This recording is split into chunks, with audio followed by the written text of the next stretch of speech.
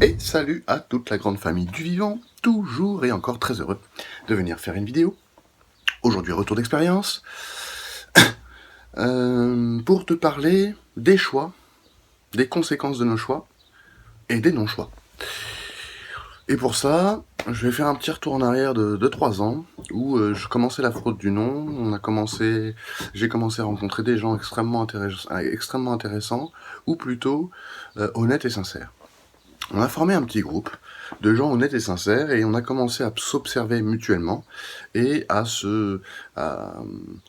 percevoir et à montrer chez l'autre ses propres schémas de pensée, ses propres conditionnements, et on s'est aperçu, bon ça a pris un petit peu de temps, mais on s'est aperçu que quand nous débloquions quelque chose dans nos têtes, eh bien ça avait l'air de se débloquer dans le réel. Et on se disait à l'époque, c'est marrant, on arrive à matérialiser ce qu'on pense. Et en fait, j'ai compris que c'était surtout une perception. C'était une perception, et aujourd'hui je vais t'expliquer le chemin que j'ai parcouru à travers ces choix, ces non-choix et ces conséquences. Alors, vous le savez peut-être, depuis 1 an ou 2, je pratique le stoïcisme, qui est un mouvement philosophique du début de notre ère, promu par Épictète, par Marc Aurèle, que je vous invite fortement à lire ou à écouter, Sénèque, etc., etc. Donc, j'ai pas la prétention d'aller plus loin qu'eux, pas du tout. Ils ont déjà tout dit, je pense, bien mieux que moi et bien plus que je ne pourrais le lire. Mais néanmoins, toujours pour que ça reste non pas compréhensible, puisqu'il l'explique vraiment très bien, je vais plutôt parler de ce retour d'expérience. Alors, en 2012, je me suis pris de passion pour le design, pour designer les choses, pour les concevoir. Et pendant pas mal de temps, j'avais fait un non-choix, c'est-à-dire que peut-être que j'avais envie de devenir designer et peut-être que j'avais pas envie de devenir designer. Et donc là, on voit le non-choix. Puis par la suite, avec le temps, j'ai décidé de devenir designer. Mais quand on décide quelque chose, vous comprenez bien que il y a un tas de conséquences à ces choses. Et c'est parce que nous mesurons mal la conséquence de ces choses, c'est parce que nous laissons des peut-être, donc les non-choix, et c'est parce que aussi nous, dans nos objectifs, nous avons tendance à introduire beaucoup de choses qui ne dépendent pas de nous. Ainsi, quand vous incluez des choses qui ne dépendent pas de vous, quand vous mesurez mal les conséquences de vos choix, et que vous laissez des peut-être, donc des non-choix, eh bien, il se trouve que vous vivez sans cesse des choses que vous n'avez pas choisies, par définition. Soit parce que vous avez mal mesuré les conséquences de ces choses, et du coup, quand elles vous arrivent, vous vous en étonnez, soit parce que vous avez fait un non-choix, on va y revenir, et soit parce que vous avez mis beaucoup de choses dans ce projet, dans cet objectif, qui ne dépendent pas de vous.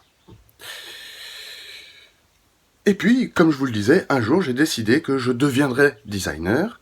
Je n'avais absolument aucune expérience, absolument aucun diplôme. J'étais dans un boulot totalement opposé à ça, vraiment dans le boulot, dans le tertiaire, dans le boulot du service, et donc qui n'avait strictement rien avec la production. Et il se trouve que quand vous faites un choix, donc j'ai choisi d'être designer, de devenir designer. Et quand vous choisissez de devenir designer, alors vous n'avez aucun diplôme, aucun outil et aucune compétence, vous acceptez plein de choses derrière. Hein, vous acceptez toutes les conséquences.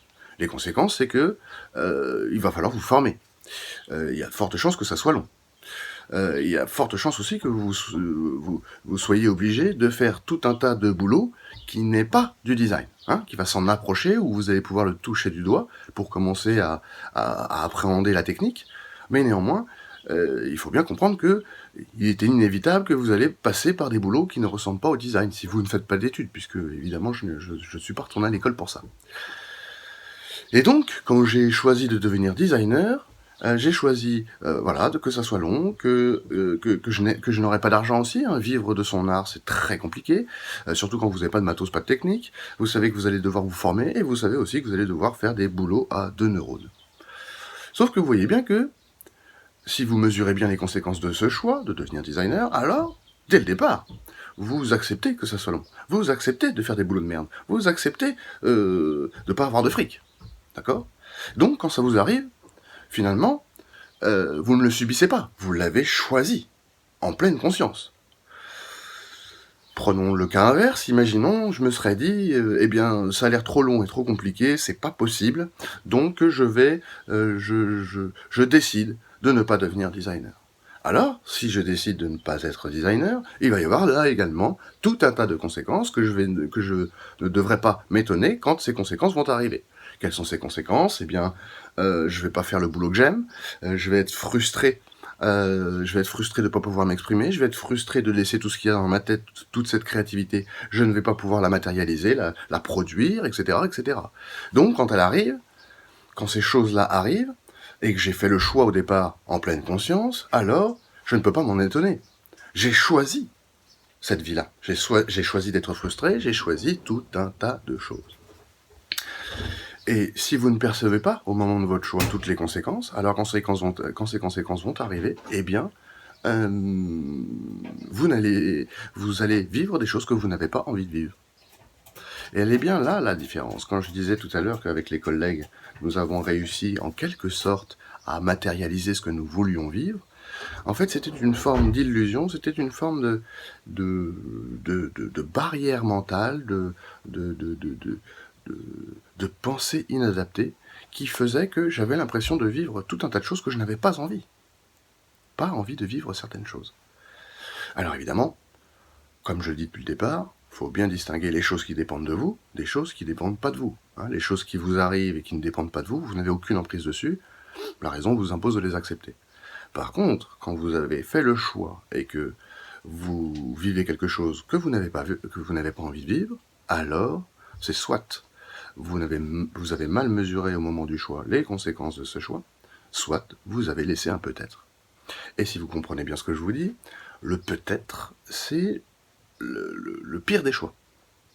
Le non-choix est le pire des choix. Parce que si nous reprenons cette grille de lecture de je veux devenir designer ou je ne veux pas devenir designer, eh bien alors peu importe la situation que je vais vivre, puisque je n'ai pas fait le choix, peu importe la situation qui va arriver, eh bien je n'ai pas décidé de la vivre. Si j'ai pas d'argent, que c'est long et que c'est galère, et que j'ai pas mesuré ces conséquences quand j'ai pris mon choix, alors je vais avoir l'impression de vivre des choses que je n'ai pas envie. Alors que c'est mon choix au départ. Pareil pour la frustration. C'est-à-dire que quand je fais le non-choix, chaque situation, la frustration, le manque d'argent, ne pas faire ce que j'aime, etc., etc., tout ça je vais le subir. Je ne l'ai pas choisi. Et donc, cette sensation qu'on a eue de matérialiser, c'était tout simplement le fait de mesurer les conséquences de nos choix, d'enlever tout ce qui ne dépend pas de nous, et d'enlever les peut-être. Le peut-être, le non-choix, est le pire des choix, puisque chaque situation que vous allez vivre, comme vous ne l'avez pas choisi, alors vous allez vivre quelque chose que vous n'avez pas envie de vivre. Dans ce qui dépend de vous, bien sûr. Et donc ça a mis du temps, parce que dans ce groupe, on voyait bien que dès qu'on débloquait quelque chose dans nos têtes, on avait l'impression que ça se débloquait physiquement dans nos vies de tous les jours. Et on s'est dit, tiens, c'est marrant, j'arrive à matérialiser ci, et pas ça. J'arrive à matérialiser ci, et pas ça. Alors des fois, ça tombait tout seul, et puis des fois, ça ne tombait pas. Et on ne comprenait pas pourquoi. Eh bien, parce qu'il y a ces trois critères. Enlevez de votre objectif, enlevez de votre vie tout ce qui ne dépend pas de vous. Ensuite, quand vous faites un choix dans vos vies, avant de faire ce choix, prenez en considération, réfléchissez et prenez ce choix en pleine conscience des conséquences de ce choix. Et bien sûr, enlevez les peut-être. Enlevez tous les peut-être qui gravitent autour de ce choix. Et qu'est-ce qui se passe? Mathématiquement, la situation ne change pas. J'ai pas d'argent, je suis frustré, va falloir que je me forme et faire des boulots de neurones, j'aime pas ce que je veux faire, je fais pas ce que j'aime, etc. Quand vous faites un non-choix, vous allez vivre absolument tout sans l'avoir choisi, sans avoir décidé finalement. Et donc vous voyez bien que la situation reste la même. C'est juste mon point de vue, c'est juste ma façon de voir qui est différente. Parce que j'ai fait le choix en pleine conscience de ses conséquences. Et donc ça vous permet, dans votre vie de tous les jours, vous voyez bien que si je fais un choix dans lequel je n'inclus pas les choses qui ne dépendent pas de moi, alors tout le reste, tout dépend de moi. Et donc si ça dépend de moi, il y a fort à parier qu'en termes de probabilité, ça soit beaucoup plus réalisable.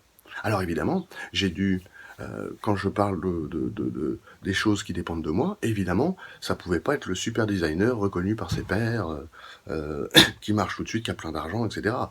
Non, non, non, j'ai dû rabaisser ce que je voulais l'image que je me faisais du designer. Et même aujourd'hui, je suis devenu designer. Mais pas dans l'image que je m'en faisais au départ, celle qui avait plein de choses qui dépendaient pas de moi, celle qui n'avait pas mesuré les conséquences, etc., etc. Et donc aujourd'hui, dans la même situation, parce que j'ai fait le choix et parce que j'ai pris conscience de ce choix, alors, eh bien, je ne vis que ce que j'ai envie de vivre. Et les choses que je n'ai pas envie de vivre, c'est uniquement les choses qui ne dépendent pas de moi. Parce que j'ai enlevé les peut-être, et parce que j'ai pris conscience de toutes les conséquences de mon choix. Donc voilà, c'est très simple, c'est une façon de changer de point de vue par rapport à votre vie. Et quand vous changez de point de vue par rapport à votre vie, alors vous regardez et vous voyez que vous ne viviez que des choses que vous avez choisies, que vous avez décidées. Donc voilà, ce petit bilan sur cette histoire de matérialisation qui nous a suivis tout le long avec le groupe, puisqu'on voyait bien que tout se débloquait souvent. Les gens me disent, mais ouais, tout te tombe tout cuit dans la gueule à toi. Non, non, non, pas du tout. C'est juste que j'ai bien mesuré la conséquence de mes choix. Je n'y ai pas inclus de choses qui ne dépendent pas de moi, et j'ai enlevé tous les peut-être. Alors allez-y, essayez, faites pareil, et vous allez voir que vous n'allez plus subir votre vie. Vous avez choisi votre vie, en pleine conscience. Voilà, je pense que c'est clair. Alors je vous invite à lire Épictète. Vous avez des livres audio. Marc Aurèle, vraiment c'est mon bouquin de chevet. C'est vraiment très très libérateur.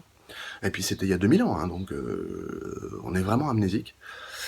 Et puis, donc, regardez, faites dans l'expérience, vous allez voir que ça va être beaucoup plus simple, la vie va couler de façon beaucoup plus naturelle, et vous n'aurez pas toutes ces résistances à vos objectifs.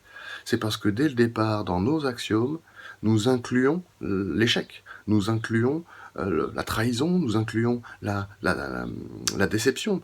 Quand on attend de l'autre, si j'attends de l'autre quelque chose, alors, s'il ne le fait pas, forcément, je vais être déçu. Ou alors, si je m'attends à ce qu'il soit honorable et qu'il ne l'est pas et qu'il me trahit, eh bien, je comprends pas cette chose-là. Alors que si, dès le départ, je n'attends rien de lui, il ne peut absolument rien faire qui va m'étonner, puisque je n'en attendais rien. Voilà, je vous embrasse et je vous dis à très bientôt.